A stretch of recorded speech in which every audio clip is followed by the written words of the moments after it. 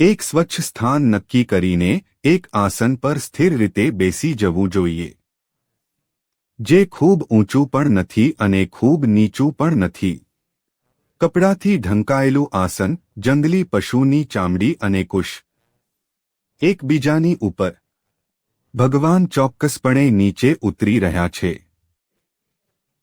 તકનીકી સૂચના આપી રહ્યા છે.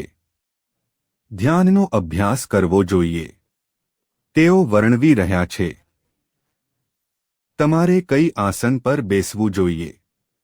તેથી આજના દિવસમાં તમે પ્રાણીઓની ચામડીનો ઉપયોગ કરી શકતા નથી, પરંતુ તમે હંમેશા એવું આસન બનાવી શકો છો જેવું કૃષ્ણ સૂચવે છે.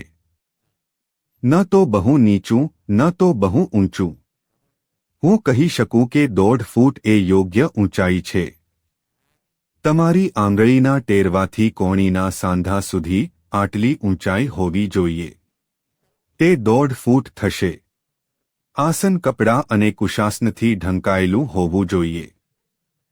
તેઓ બાહ્ય જગતમાં જ નહીં, પરંતુ આંતરિક જગતમાં પણ એક સ્વચ્છ સ્થાન નક્કી કરીને સૂચના આપી રહ્યા છે. સ્વચ્છ સ્થાનનો અર્થ છે અશાંતિ વિના બેસવું. તે પણ સ્વચ્છ જગ્યા, સ્વચ્છ સ્થળ અને સ્વચ્છ અવકાશ હેઠળ આવે છે. કૈલાસના નવરાત્રિ 25ની જીવંત ઉજવણીમાં જોડાઓ અને આ ચેનલને સબસ્ક્રાઇબ કરો.